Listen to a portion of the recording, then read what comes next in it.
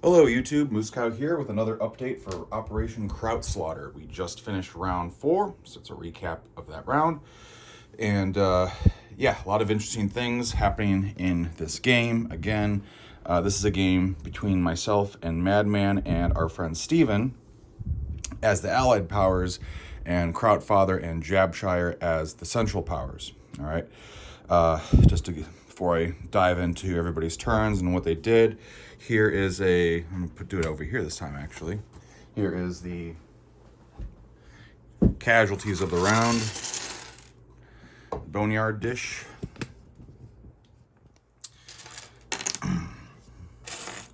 And we got some Ottoman ships. We got some Russian ships. We got some British ships. We got a German sub and a German fighter and a Russian fighter as well. We also have mostly just infantry, some cavalry, truck, and some French ships as well. So a little bit of a nice variety, and as you can see, some Chinese units and stuff. There is a cargo marker in here, which meant that I think it was 2 British artillery. They went down into the bottom of the sea aboard a transport. So fun stuff with that. Anyway, what happened this round? Now, it is round 4, which means that powers can begin to purchase tanks, and the only tank that was purchased was in France. All this business over here, I didn't really clean up this build plate as much as I want to. I'll do that later probably. But anyway, all of this business here is in Lorraine and Verdun, and that is where we have 1 French tank. So that's fun stuff. Germany is all this stuff here, all this business here, which is quite a bit more infantry, a lot more infantry. It's this may look bigger, but this is actually more stuff, I think, if I'm correct. It's comparable. But anyway, all of this is in Belgium. All right, so going on to the turn order as to exactly what was done. So we got Austria-Hungary here. Kicking things off for this round, Austria-Hungary went into Western Ukraine. On the Eastern Front, I think there was just 1 infantry that was there, and they just, rather than splitting into Crimea and Western Ukraine, went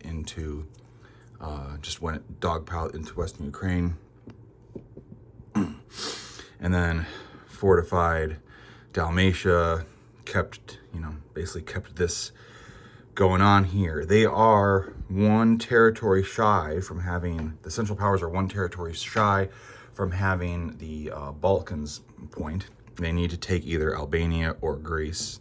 However, the Italians are putting quite a bit of pressure on them. Oh, actually, I got to update this. I misunderstood, and there are earlier, and I forgot to update it. There's 3 cavalry here, 3 cavalry there. But anyway, the Italians have been putting quite a bit of pressure on them. So we got the usual Alps standoff happening right here. Moving on to Russia. The Russian Empire has been played by myself this game, and it has not been easy since early on we had that massive Poland battle, which was detrimental to the health of the Russian Empire. So it has been a constant struggle to stay alive, and I've had to think a lot about what to do.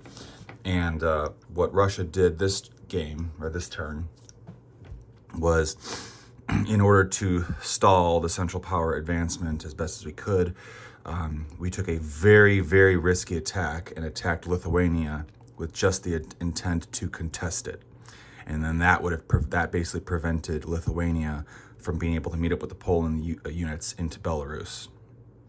And so that made Germany on their turn have to go into Lithuania. There was still some fighting over Belarus, but it prevented them from dogpiling this way. And I managed to get very lucky, and Germany underrolled, and so a fighter even was able to escape that battle and land in Karelia. So Russian fighter was killed there. The German fighter was killed in Season 20 against the French cruiser and some transports. So no dogfights have happened yet in this game. So no ace fighters yet, but I think that'll happen eventually, especially on the Western Front. Let's see.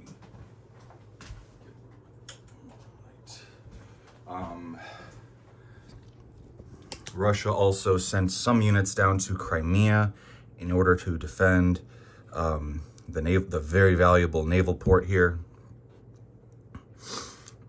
and try to be in somewhat of an intent to at least maybe pull some of those units down into Crimea, just so that they go in another direction. However, even though Petrograd is still the capital of Russia, the Russians have been congregating in Moscow.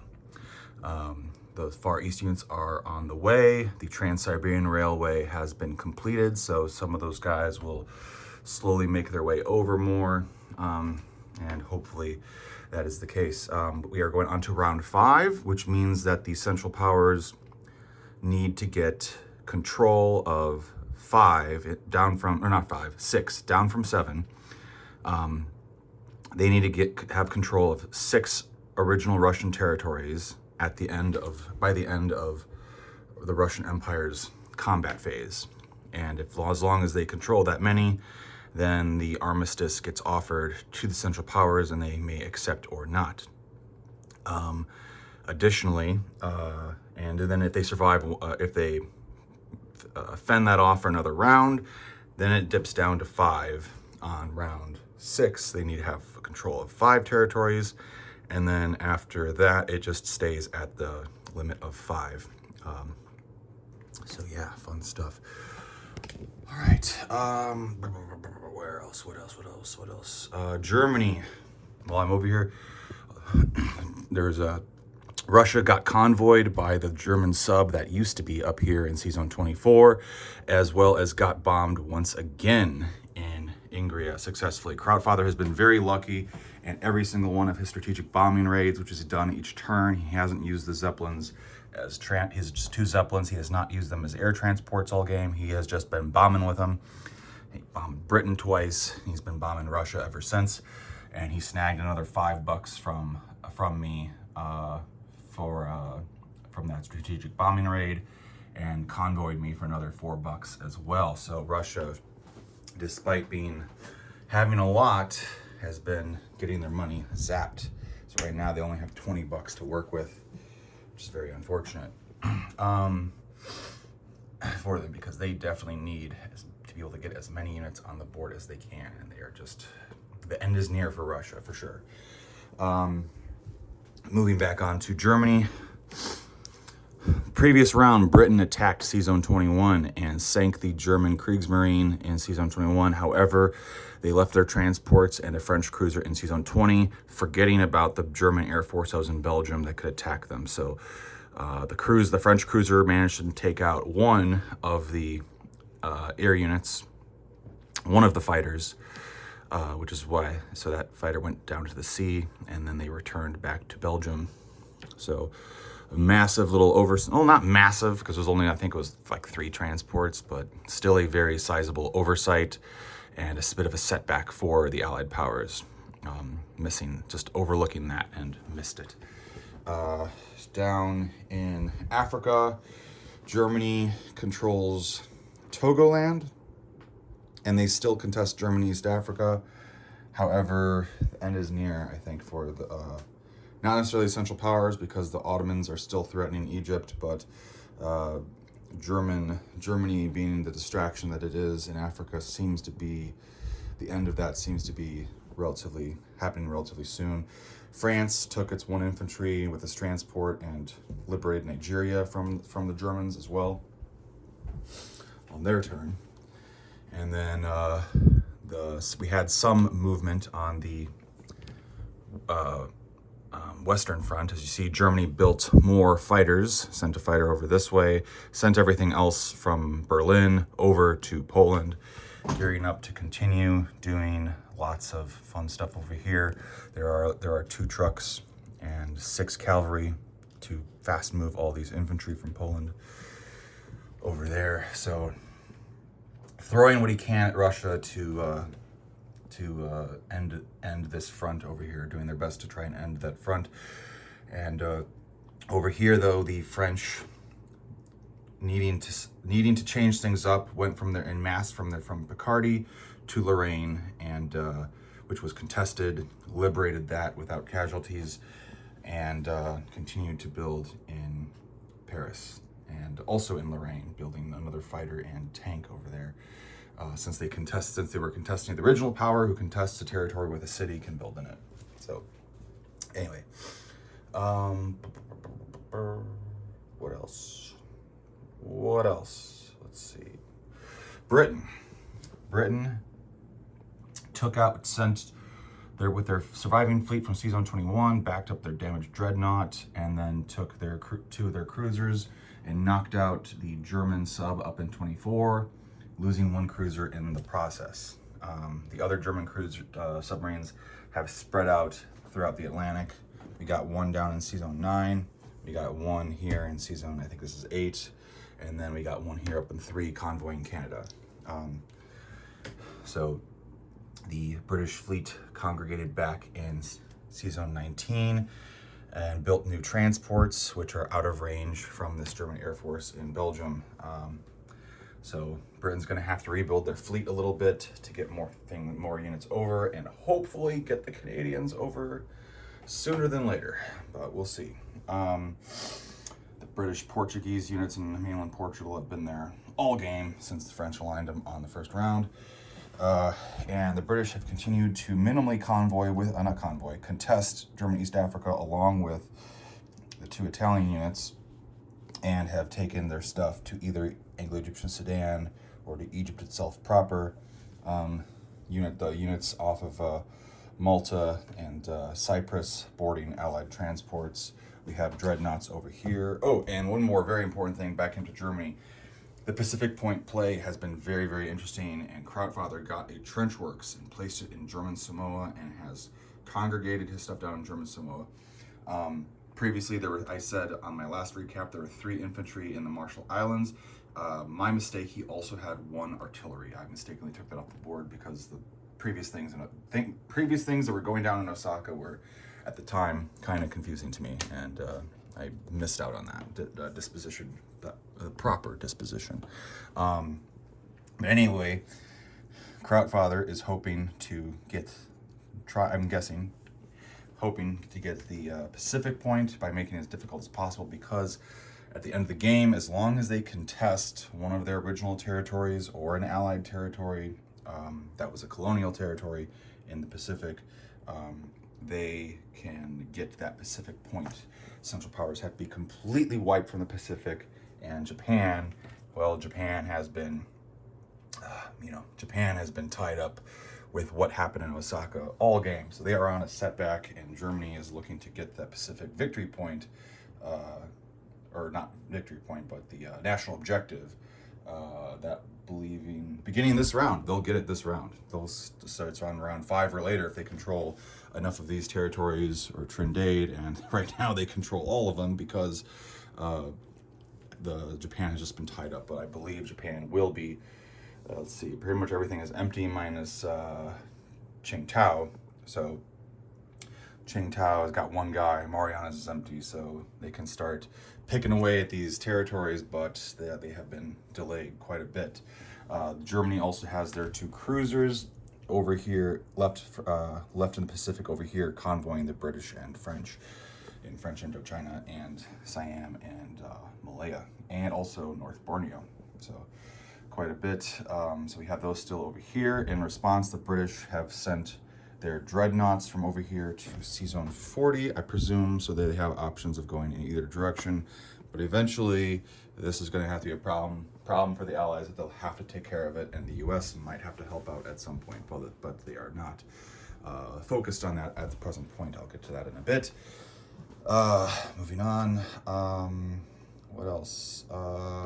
Basically, and then The Brits continued to attack the Ottomans in Persia. The Ottomans, in their turn, counterattacked and took control of Persia.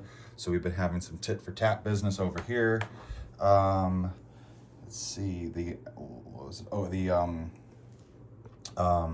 Italians on the previous turn liberated empty Egypt from the Ottomans, allowing the British Empire on their turn, which they were given 4 pieces of tech. They put a minefield in Egypt. They put improved sea mines, improved naval mines in Sea Zone 19. And what else? They put, what was it? I think they had an elite machine gun here already. I forget what they had. They had 4 pieces of tech. Oh yeah, they hung on to their elites. Put the improved sea mines here. Minefield here. What else was it? I'm trying to remember what it was. It was 1, 2, 3. They kept that one. And I'm trying to remember. Oh, they put poison gas, attaching those to the artillery here in London. I think that's what it was. I think it was poison gas. Poison gas.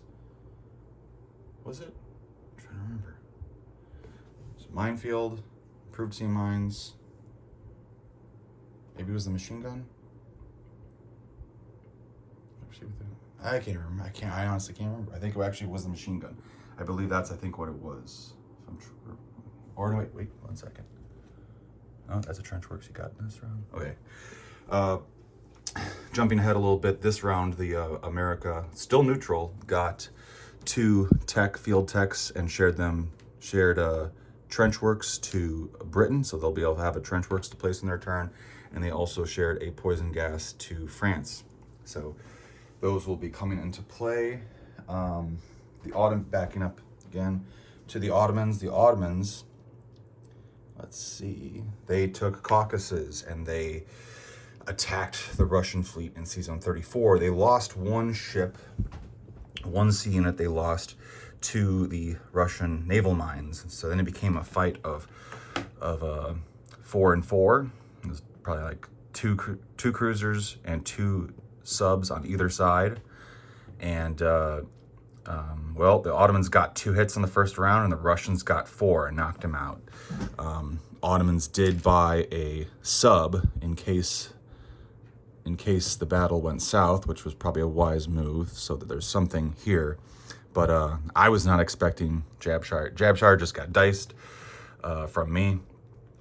Granted, he was rolling for me, but yeah, so that is kind of the case there.